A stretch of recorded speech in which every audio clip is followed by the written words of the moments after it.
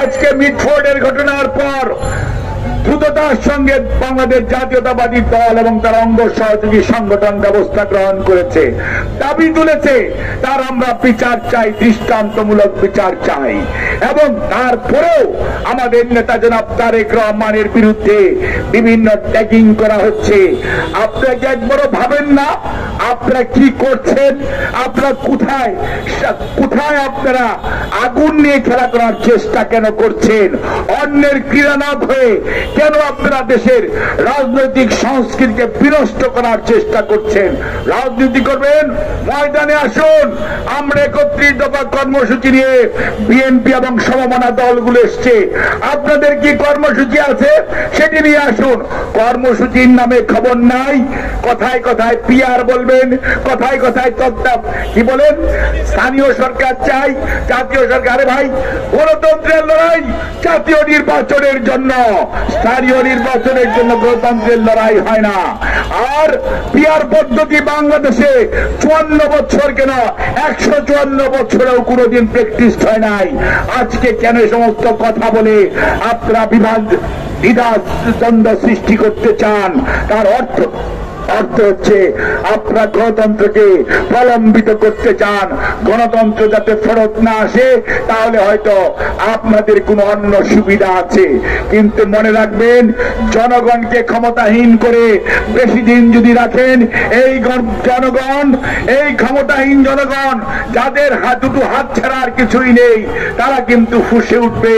তখন কিন্তু সেই আগুনে আপনারা সবাই জ্বলে পুড়ে ছারখার হয়ে যাবেন। কাজেই আমি আপনাদের সবাইকে উদাত্ত কণ্ঠে আহ্বান জানাতে চাই, ধৈর্য ধরুন এবং ঐক্যবদ্ধভাবে স্বৈরাচারকে যেমন আমরা রুখেছি, স্বৈরাচার পালিয়ে গেছে, ঠিক একই ঐক্য বজায় রেখে গণতন্ত্র পুনঃপ্রতিষ্ঠার যে লড়াই, যে নির্ধারিত দিন আগামী ফেব্রুয়ারির প্রথমার্ধে হবে বলে মাননীয় প্রধান উপদেষ্টা ঘোষণা করেছেন, আমরা আপনার কথার উপর আর বিশ্বাস রাখতে চাই এবং সে অনুযায়ী আপনি এগিয়ে যাবেন। দেশের সংখ্যাগরিষ্ঠ মানুষ আপনার সাথে আছে। কোন অবস্থাতেই ষড়যন্ত্রকারীরা বাংলাদেশের মানুষের বিরুদ্ধে, গণতন্ত্রের বিরুদ্ধে, জিয়া পরিবারের বিরুদ্ধে এবং সর্বোপরি শহীদদের রক্তের বিরুদ্ধে ষড়যন্ত্র করে কামিয়াবি হবে না। জয় হবে জনগণের, জয় হবে গণতন্ত্রের। আপনাদের সবাইকে ধন্যবাদ। আল্লাহ হাফেজ। বাংলাদেশ জিন্দাবাদ, বাংলাদেশ সম্মিলিত পেশাজীবী পরিষদ জিন্দাবাদ। এখন মিছিল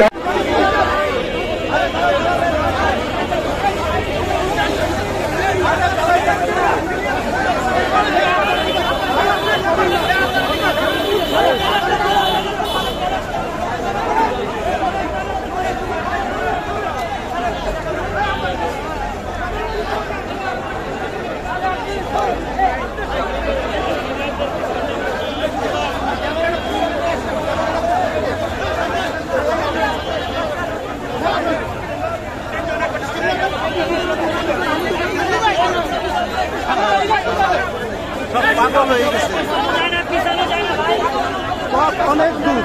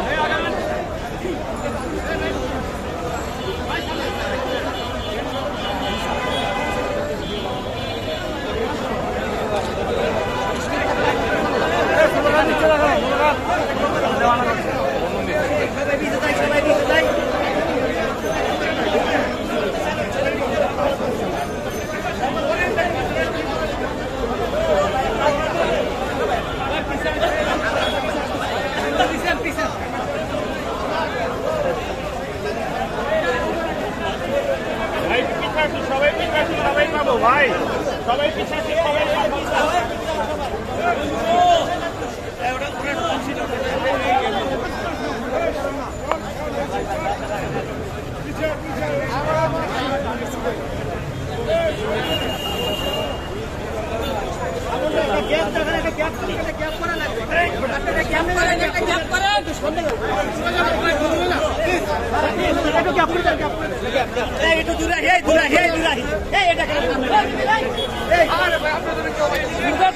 ডানে ঘুরবে